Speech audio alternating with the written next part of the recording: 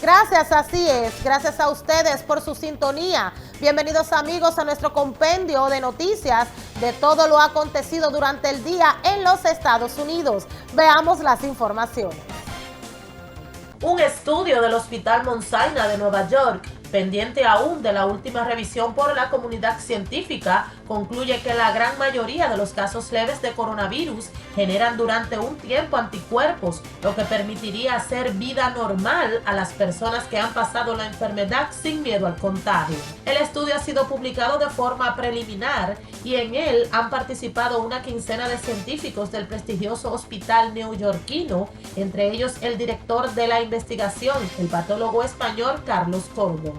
La investigación se hizo a partir de 1.434 candidatos que habían pasado la enfermedad o creían que la habían pasado. Los datos obtenidos con el primer grupo, el de los confirmados con el virus, 98% generó anticuerpos, si bien aún se desconoce por cuánto tiempo. En todo caso, la positividad de la PCR se detectó hasta 28 días después de la resolución de los síntomas. Los científicos del Mount Sinai han llegado así a la conclusión de que la gran mayoría de los pacientes confirmados con COVID-19 se lo convierten, potencialmente proporcionando inmunidad a la infección.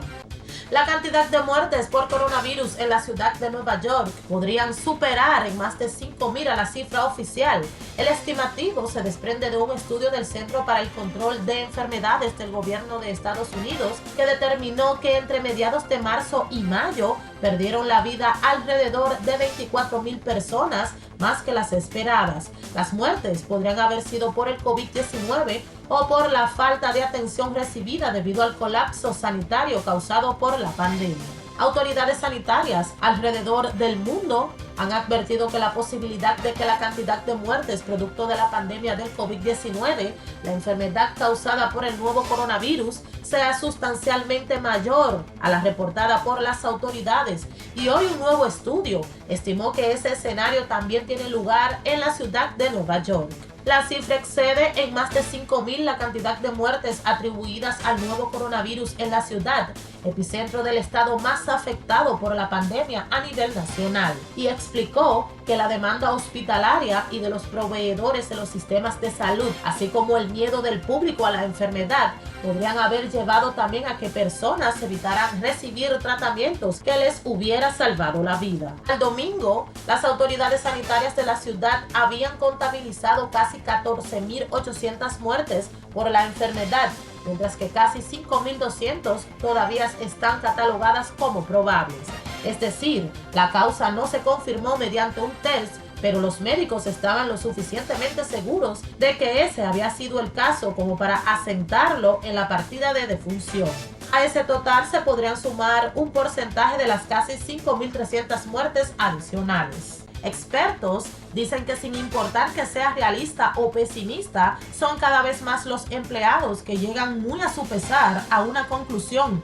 Muchos de los trabajadores que han sido despedidos en medio de la pandemia podrían no volver a sus puestos en un corto plazo. Algunas compañías grandes no tendrán los clientes suficientes para justificar recontrataciones y es posible que algunos negocios pequeños ni siquiera sobrevivan pese a la ayuda económica proporcionada por el gobierno federal.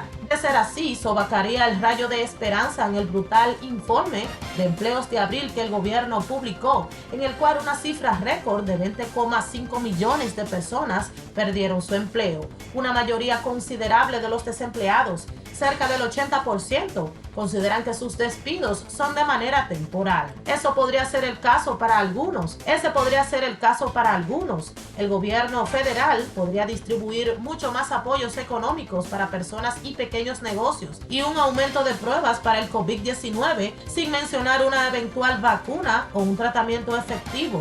Daría a los estadounidenses mayor confianza para regresar a los restaurantes, tiendas, aeropuertos y salas de cines que solían frecuentar. Eso, en cambio, permitiría a las compañías recontratar a los empleados que despidieron. Aún así, el Congreso se mantiene evidentemente dividido respecto a proporcionar ayuda económica adicional, una situación que ha llevado a algunos republicanos a manifestar su preocupación sobre la creciente deuda federal. El principal asesor económico del presidente Donald Trump, Larry Kudlow, dijo en un medio local que muchas personas preferirían simplemente hacer una pausa momentánea para evaluar el impacto del paquete de ayuda económica del gobierno de $2 billones aprobado a finales de marzo. El secretario del Tesoro estadounidense, Steven Mnuchin, alerta sobre el posible daño permanente a la economía de continuar el cierre. Sin embargo, entiende importante las medidas tomadas para evitar el avance de la pandemia de coronavirus. Considera que la reapertura debe ser hecha en una manera meditada, con mucha cautela para evitar nuevos picos de contagios, pero entiende la necesidad de reanudar la actividad económica en Estados Unidos de manera que la gente pueda trabajar de forma segura y con distanciamiento social. Se recuerda que Larry Kudlow, consejero económico presidencial, también defendió la idea de reabrir la economía. Dice que es necesario reactivarse lo antes posible para enfrentar el problema económico, la recesión por la pandemia. Ambos coinciden en que la impactante tasa de desempleo que se registra, elevada al 14,7% en abril, está en camino a empeorar antes del esperado rebote. Al respecto, el asesor económico de la Casa Blanca, Kevin Hassett, indicó que el desempleo podría acercarse al 20% como consecuencia de la crisis del coronavirus, una cifra inédita en el país desde la Gran Depresión de los años 30 del siglo pasado. Teniendo en cuenta las peticiones de subsidios por despidos, prevé que probablemente se acercará al 20%.